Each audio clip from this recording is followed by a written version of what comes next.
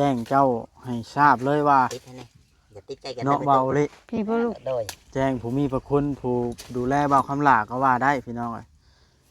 ตอนนี้นะงบซื้อดินในราคา50,000 บาทนะเพียงพอแล้ว โดย และตอนนี้นะเบาคำหลานะเพิ่นได้เข้าใบสมุนครัวอยู่น้ำไผตอนนี้ โย่อยู่นำแม่เพิ่นเลยบาดนี้แม่เพิ่นเชียร์จักมันไปใช้ยาได้ลูกเอ้ยแม่ก็บ่ฮู้เรื่องใบจะยิงน่ะ บ่ฮู้ซ้ำ จักน้องชายเพิ่นสิเอาไปถิ่มจักเพิ่นสิเอาไปใช้น้องชายเพิ่นก็ไปไก่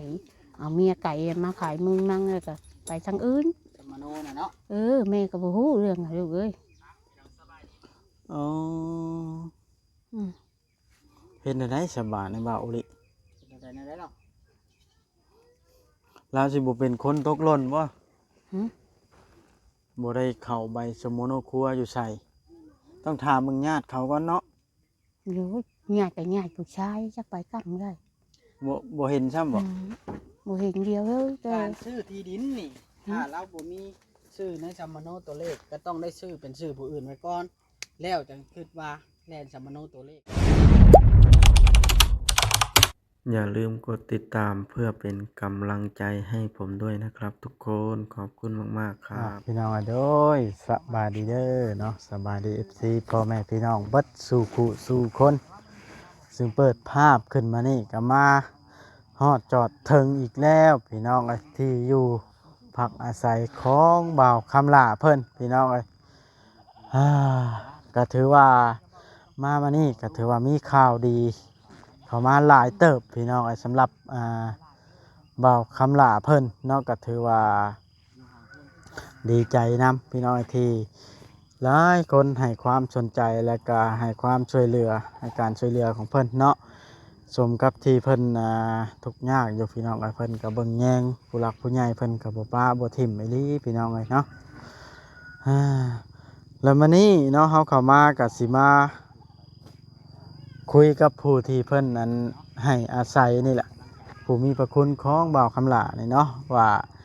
คุยเรื่องดินดอนตอนหญ้านี่แหละพี่น้องเอ้ยเพราะว่าทางทีมงาน YouTube พวกเฮาก็คือได้งบเพียงพอแล้วกับการซื้อที่ดินพี่น้องเอ้ยเนาะมีแต่ว่าเฮาสิไปคุยรายละเอียดเบิ่งว่านี่พี่น้องว่า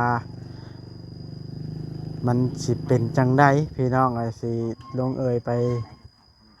ดีบ่หรือว่าแบบใดเนาะนี่เพิ่นก็นั่งถ่ายอยู่พี่น้องเอ้ยเนาะดินนั้นมันเป็นดินของไผบ่หรือว่าเป็นดินของเราเองบ่เนาะไปถ่ายเราเลยพี่น้องเอ้ย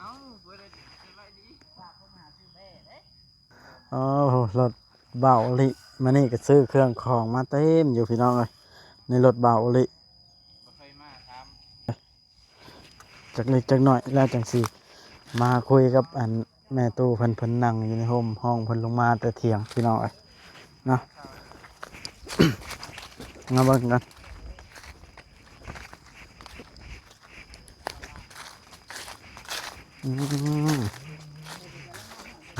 สักเครื่องของเต็มกระสอบแทรกนี่แหละกับผ้าห่มที่อยู่ที่นอนหลายอันหลายอย่างอยู่พี่น้องจนเต็มกระบะรถเนาะตัวเถียงแล้วก็ได้พี่น้องคนใจดีนี่น่าได้รับการช่วยเหลืออยู่เรากับว่าบทสบายอยู่แล้วปีนี้แรงอย่างนี้ปีนี้ไปทางใดกับบุ้มีภัยได้ดำให้ดำหน้าซับโอ้หมากโศกแสนพันหรือว่าหมากสมปอยนี่ บ่แม่น หมากยังไงฮะ หูช้าง สบายดีเด้อโอ้มันคอยติดให้นี่ นั่งทานนี่ ไปแล้วนั่ง เพื่อให้ FC เบิ่งแบบกล้องไฟในเด้อแม่ ส ตู้ บายดี นี่คือผู้มีพระคุณสำหรับไอ้คำลาแม่นบ่ จานคำละ เนาะถือว่ามีพระคุณก็ว่าได้ เพราะว่าเราเป็นคนที่ให้ที่พักพิง แม่ และก็ที่ แล้ว พักเศร้าเนาะเอามือลงได้ไหมเถ่า โดย สบายดี นี่ โดย เพิ่นไปใช้นี่แม่ครับ เพิ่นไปพูดอยู่เลย เบิ่งดินไหมบ่ โดย เอาเลยเบาคำลานี่โซกมานี่เลย ไปเบิ่งดินอีกหรือบ่ โดย ไม่จะ แม่นี่ทางสุเฮาสิเข้ามาถามรายละเอียดเรื่องดินดอนนี่แหละ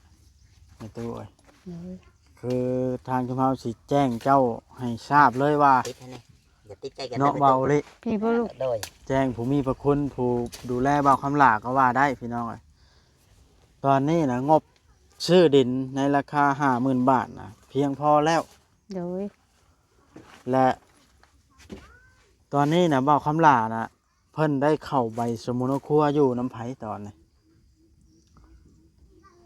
โยอยู่น้ำแม่เพิ่นเลยบ่ายนี้แม่เพิ่นเชียร์จักมันไปใช้ยาได้เลยแม่ก็บ่ฮู้เรื่องอะเรื่องใบจะยิงนะ บ่ฮู้ซ้ำ จักน้องชายเพิ่นสิเอาไปถิ่มจักเพิ่นสิเอาไปใช้น้องชายเพิ่นก็ไปไก่เอาเมียไก่มาขายเมืองนั่งแล้วก็ไปทางอื่น สมโนน่ะเนาะ แม่ก็บ่ฮู้เรื่องอะลูกเอ้ย อ๋อ อืม เห็นได้สบายในบ่าวอุลิ เป็นไปได้หรอก เราสิบ่เป็นคนตกหล่นบ่ หึ บ่ได้เข้าใบสมุนครัวอยู่ใส่ต้องถามมึงญาติเขาก่อนเนาะ โยญาติกับญาติผู้ชายจักไปกำได้ บ่เห็นซ้ำบ่ บ่เห็นเดียวเลยแต่ การซื้อที่ดินนี่ถ้าเราบ่มีซื้อในสมโนตัวเลขก็ต้องได้ซื้อเป็นซื้อผู้อื่นไว้ก่อน แล้วจังคิดว่าแล่นสมโนตัวเลขให้เรา ก็ นั่ แม่ น น ไหนมันจะเป็นไปได้คันเราบ่มี ก็แม่น ในสัตว์ รู้ แต่ว่าเราเนี่ยไปหลาย ให้มั ปี นง่าย บ่ ก่อน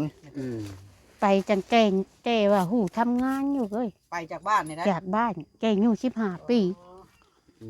มันไป ไปแล้วไปโดนได้ ไปแบบเขาไปทำงานเรื่อยๆเขาเอาเมียนะให้นะเห็นพ่อแม่ก็บ่ฮู้จักว่าสิแต่งสิขอไปแต่งไปขอลูกเอ้ย ถ้าเป็นไปได้แล้วอยากให้ลาวนำไปสืบถามเท้าคืนเบิ่งว่ามีชื่อในสมุเลขสมุนครัวว่ามันจังชื่อเป็นชื่อลาวแบบมันจังบ่ได้เฮ็ดน้ำหลัง สิได้ไปก็ได้ ขอสิถามมันเอง เพราะว่ามันบ่ยากหลายเทื่อนะคันว่าเราบ่มีอหลีเฮาจังดำเนินไปในรูปแบบของเฮาเนาะ โดย เพราะว่าเดี๋ยวนี้นะถ้าคอยแจ้งเจ้าเลยว่าถ้าคอยกำลังรวบรวมตัวกันสิ รวบรวมเงิน รว เนาะ บรวมเงินสินัดกันมาซื้อดินให้บ่าวคำล่าว่าง่ายๆซะ โดย ตัวแล้วเข้าไปอีกแล้วบาง เดี๋ยวนี้ฮะ แต่บัดนี้ยินตอนกลางขวางเพิ่นก็เห็นแล้วเนาะ เห็นแล้วดิน เป็นดิน นะ ไผไหมเฒ่า บัดนี้บ่ยินคนอื่นบัดนี้เด้อแม่สิเล่าจักกี้น่ะมันมาอยู่กับแม่แล้วแม่แล้วเว้าจังซี่ คำลาเขาละเจ้าขายให้แม่แล้วผมมีเงินน่ะแม่บอกว่าอย่างไรหันนะแต่บ่ายนี้มาคือคำลาเอ้ยคำแบบตูป้าลูกใหญ่ง้ำกันเนี่ยกันเจ้าลูกให้เลยอยากเล่นบัตรให้มันไปทำงานหาเงินมาซื้อกินตอนนั้นหันนะบ่ายนี้มาคือจะแม่ก็บ่มีปัญญาก็หาเงินเห็นบัตรให้มันไปแต่เลยแบบเอ็นเดียวอ่ะอยู่กันไปนี่แหละทีแล้วแต่ข้าเจ้ากับเฮากับใบถามไต้ไปเจ้าของหมูมีเงินไปทอกเนาะ อืม เห็นข้าเจ้าขายข้าเจ้าก็ขายอยากเห็นเงินเห็นหั่งให้นะยินนั่นข้าเจ้ากับบ่มีคือกันผู้เจ้ายินนะเห็นแบบนี้ว่านี่บ้าวเพียงบ้าวลาบ่บ้าวลาแล้วเอง น้องชายหล่าบ่ บ่บ้าวลาชื่อเงินมาถ้าเจ้าไง บ่เวียงใช้บ่ บ่ผู้ใหญ่นั่นผู้เจ้าว่างามมันสบายดีไปหมายนี่เพิ่นละว่ามีบ่แม่พ่อสิยิงนะ โอ้ บ่าวย ก็ใหญ่ ล่าคนได้บ่าวล่าบ่มีน่ะ คน จำผิด คนใหญ่ๆแล้ว บ่าวแสนกัน นี่ คนใหญ่ เดี๋ยวคำแม่ถามชื่อไงลูกชื่อบ่าวละเสียคือว่า ใหญ่ แม่ ใหญ่ ลู โต ก บ่สูงนำบ่ ผู้ ผู้ เป็น ชาย หนวด นะ ไงผู้ผมยาวไง บ่าวแสน นี่บาดนี้เพิ่นละขอญาติว่างำคำพิษก็ให้จิ้มเพิ่นละเอาเงินให้แม่เพิ่นเอาเงินให้แม่หาชิปแม่แล้วว่าชื่อไงลูกแม่จังสิได้เว้าเจ้าเขียวคือว่าละแม่ลืมลูกให้แม่อย่าบ้าแช่นี่ จำมาได้ เพิ่นจะชวนไปเบิ่งตอนค่ำนะไปเบิ่งบาดนี้ และ เรื่องที่ดินนี่เจ้าสื่อสารกับเจ้าของเพิ่นรายละเอียดแล้ว เอ บ่ อ เพิ่นตก ผู้ ลง เจ้า ปลงใจแล้ว ผังรักกันแง่เลย เอา ผังรักกันแง่ผังรักให้กันแง่เลยว่านี่ไงของข้าเจ้าก็ไปนี่ เท่าไหร่เนี่ย เรื่องคุณอย่าบอกแม่บ่ฮู้พ่อไปแม่อย่าบ่ฮู้แม็กบ่ฮู้วายลูกเอ้ย เอา แล้วเพิ่นว่าสมเพาะเดี๋ยวสมเพาะเอาเพิ่นว่างั้นก็ถ้าเจ้าเยอะคอยยังไม่ยิงเขาบ่ฮู้มีแต่ผัวคอยเพิ่นบ่จะลาไปบ่งั้น เดินเลย คอยบ่จักแม็กบ่จักว่า อื อื ม ม หากเพิ่นว่าสมเพาะ เจ้าคุยกับเจ้าของที่ดินเพิ่นน่ะ คุ เนาะ ยแล้ว อืม แล้วเรียบร้อยแล้วเจ้าของที่ดินนะเพิ่นก็ตกลงปลงใจเพิ่นบ่ปีนบ่หยัง มันซื้อเนาะ บ่าวเชนเนาะเจ้าว่าคือนี่แล้วบ่าวเชนแล้วว่ากับข่อยนี่อีแม่เลยตอนนี้นั่นข่อยเว้าซื่อๆข่อยก็รูปเงินยังบ่ได้ใบติลูกเอ้ยหากเจ้าดีใจบ่แม่ดีใจแล้วซ้ำนี่ เดิน เพิ่นว่าสิให้ได้เลยแม่ดีใจลูกเอ้ย เดิน พอดีแม่งมาแล้วป้าแม่ไปเบิ่งว่าเพิ่นโทรมาแล้วอ่ะเลยไปเบิ่งว่านี่ไปเบิ่งโอ้ยแม่เอ้ยบุญหลายเสียเพิ่นก็โทรมาโลดเสียเดี๋ยวโอ้ยเสียเฮงดีแล้วมีประคุณลูกเอ้ยเสีย เดิน เลยไปเบิ่งเลยก็พ่อใหญ่เฮือนนี่แหละพาไปเบิ่งแล้วก็พังรักกับพระเจ้าเขาเลย ไว้แล้วบ่อุ้มลูก บ่คนอื่นเพิ่นบ่ปีนบ่แม่เพิ่นสิซ้ำงานบ่ซ้ำงานบ่ปีนถ้าข่อยเองแล้วเสียแล้วมาแล้ว เท่าที่คอยเบิ่งในคลิปจะ30คูณ30ประมาณ นี่ นี้แหละ ตอนนั้นลูกแม่บ่ เพ จัก ราะว่าคอย ตายเลย ฮะ ตายป่ะ30 โอ้หลายให้แล้ว ก็ นี่ สมควร ใหญ่ๆเลยเนาะ 50,000 50,000นี่ เพราะมันเป็นดินสวนเนาะ ดินแบบ ดิ ดิน นา แม่ โอ้ดินสวนดิน เออ นา แต่ก็มีเฮือนหลังนึงอาหารเนาะเจ้า เริ่มลามออกมาแล้วเฮือน ร้านแม่มันสิต้องฉายบรรทุมอยู่กับทั้งนี้ นี่แต่ว่าอยากให้ทางแม่ตู้นี่เว้าเพิ่มเติมอีกกับเจ้าของดินว่าเพิ่นสิซื้อเพิ่นได้เงินมาครบแล้วสิดอก ขาดในมือนัด ถ้าแต่มื้อนัดบาดนี่บ่ให้เพิ่นปีน อืม คุณปีนพี่ได้ ถ้า บาด คอยแต่เอง พ จะ ราะว่า ได้คืนนี่ลูกเอ้ยบ่ให้ปีนในนั่นในนี่ห้ามบ่ปีนว่ะทั้งผัวทั้งเมีย อ่า บ่ปีนเพิ่นว่างั้นเขาก็เบบคืออีดูคำว่าจกบนอื่นยังเขาก็สิขายแพงลูกเอ้ยอันนี้ถ้าคอยขอให้มัน เอากันเองเนาะ ขอให้มันจำว่าถ้าคอยก็ดีเขาว่าบ่เป็นหยังบ่ปีนบ่หยังคำว่าปีนเนี่ยเย้าถ้าคอยก็ว่าเพิ่น แม่นแหล้วจังอยากให้ไปเว้าเพิ่มเติมอีก เออ ครั้งหั้นนะอย่ามันฮอดมื้อนัดวันนัดหมายแล้ว บ่ได้ สิ แม่ เว้ากัน สิ อี เอก ง แบบห อี นึ ก งมัน เอ โอ้ อ มันยากได้บาดนี่ มันความรู้ ในเมื่อทางชุมเฮาก็ตกลงปลงใจกับผู้ใหญ่เป็นที่เรียบร้อยหั้นนะ โดย พอสิมาซื้อแล้ว อืม โอ้ย 70,000ได้80,000ได้ขึ้นไปแบบนี้ บ่ นะว่าสมมุติ แม่ นี่ หับ นะ ประกันเรื่อง เพราะว่าเคยเห็นหลายเฮาก็เคยเห็นน่ะนะ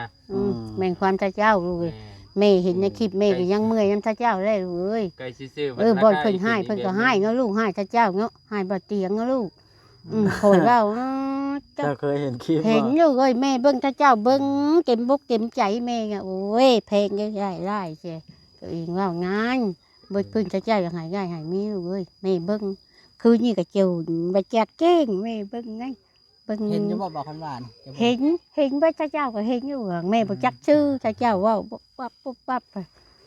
ว่าเนาะเบิ่งฮัดซ่องค่อย เดี๋ยว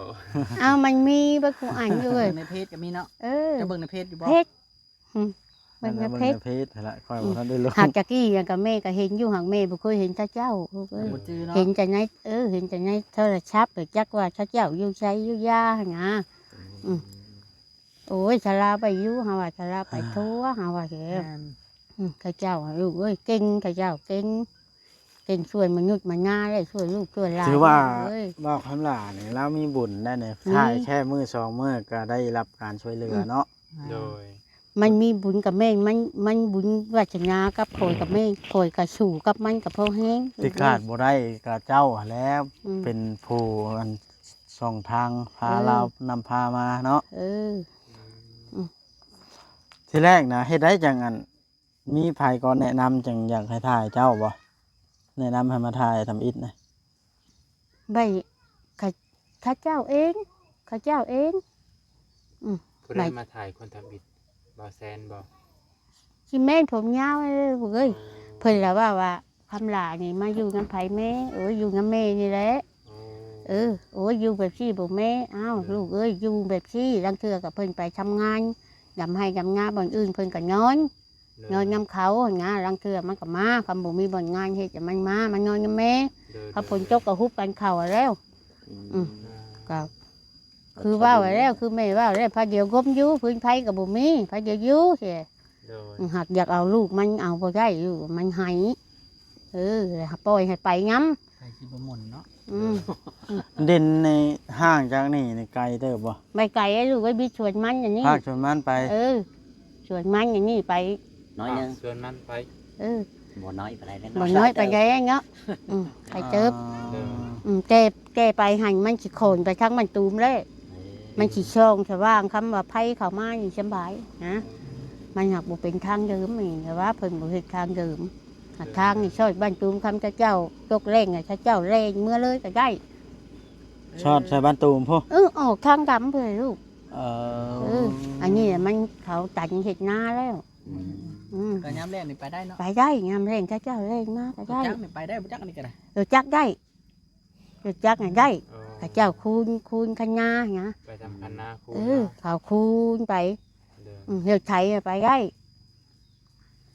ครัวเขาก็เฮ็ดสะอาดได้ลูกหลุมไม่หลุดครัวเนี่ยก็เขาเฮ็ดโขบเบิด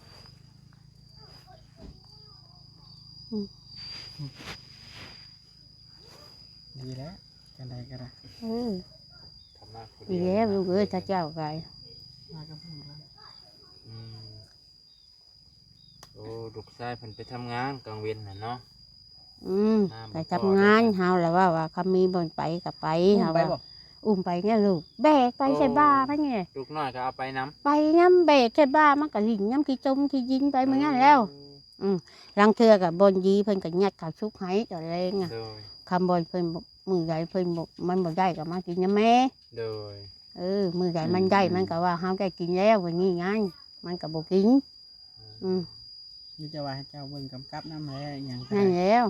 เบิ่งอยู่นี่แล้วแม่จนชั่วชีวาเพิ่นเลยลูกเอ้ยว่าชื่อเลยในเมื่อจุดเริ่มต้นนั้นเราเป็นคนพามาอยู่แล้วก็อยู่ที่ดินของเราอีหยังก็ต้องให้เรากำกับเบิ่งซอยเพราะว่าเรานำ เหมือนแม่ ทำแม่แหละเนาะ โดยเท่ากับไปเกิดย้ำนะลูกแบบว่ามาเป็นลูกร่วมกัน จักปีแล้วเจ้าแม่ตุ เฮาบ่48ยังบ่ทันได้เฒ่าปานใดเนาะ บ่ทันจะเท่าหักแม่ตั้งแต่แม่ชักยาบักชิงเลยโชว์เลยลูกเอ้ย โอ้ แม่น่ะมันอยากเป็นอัมพาต อย่าเว้าอย่า ไปมื้อนี้ก็เพิ่นว่า จะเป็นโควิดบ่จ๊ะ อืม บ่ได้เป็นบ่ มื้อนี้ก็แม่กวดเลือดพร้อม ทั้งแม่ตู้หยังก็ลืมแล้วถามแล้วว่านะ ในตู้เชิด แม่ตู้เสิร์ชโอ้ เป็นโควิดบ่ บ่เรา เป็นหัวเข่า ใจ เลย จิตใจประเสริฐยังคือชื่อเรานี่แหละ เออ แม่ตู้เสิร์ช ดีใจน้ำดีใจน้ำ ดี การ ใจ ช่วย งั้น เพื่อน เดียว มนุษย์นี่ถึงว่าเจ้าบ่ได้ออกเงินออกคำแต่ว่าเจ้าพาเรามาอยู่เพื่อพบแสงสว่างจากผู้รักผู้ใหญ่แบบนี้ถือว่าเจ้าได้บุญนั้นประเสริฐ แม่นั่นสงสารลูกเอ้ยแบกลูกไปแบกลูกมา ว่าความซื่อผู้เป็นพ่อกับบ่ปานใดผู้น้อยแห้งหั่นนะคอยอีตนแห้งนะผู้น้อยแห้ง น้อยแห้งคอยกับน้อยแห้งคอยกับผู้น้อยแห้ง อีตนแล้วบ่ บัดมันอยากแล้วมันให้ ก็มันน้อยเนาะ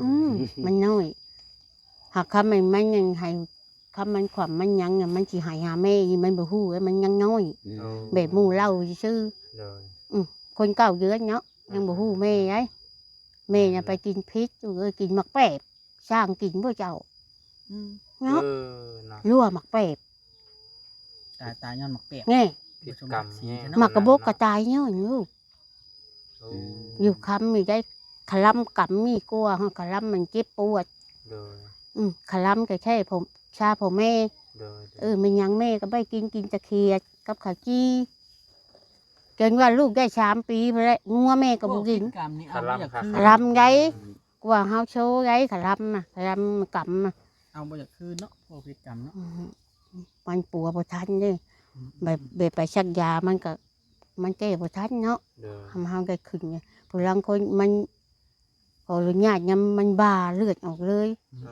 มัน เบิดเลือดแต่มันก็บ่มีแหละ มีแต่ว่ามื้อนี้ข่อยก็สิถามไอ้คำลามาแล้วก็สิถ่ายไอ้คำลาจักคลิปหนึงสิเอาเครื่องของให้เราซื้อมุ้งพวกมุ้งหมอนบ่อนนอน โดย ผ้าห่มมาแหละ โดย อืม แล้วก็ผ้าดำๆน่ะมากั้งให้เรายามฝนตกฝนดินแล้วให้เรากั้ง โดยโดย ไปนั่นแหละจำนั่นแหละได้เอาเบื้องต้นก่อนจังไดก็ได้สบู่แชมพู โอ้ยซ้ำนี่อยู่เอ้ยพระเจ้าดึงขึ้นซ้ำนี่อยู่เอ้ยพระเจ้าก็มีพระคุณ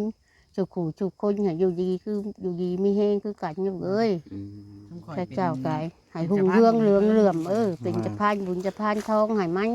ข้าวน้ำซ้ำปลาเจ้าได้ปีละจักชอบ ปีละ30 ชอบแม่งั้น เจ้าเอาข้าวปี30ชอบนั้นบ่สู้เรากิน เอ นะ อ อืม แม่บ่ค้ำแม่บ่ขายแม่ยอมกินอยู่เอ้ย อ๋อ ม แต่บัดนี้คำระยะลูกแม่หนี้จากเมืองลูกน้ำผัวเลยแม่กิน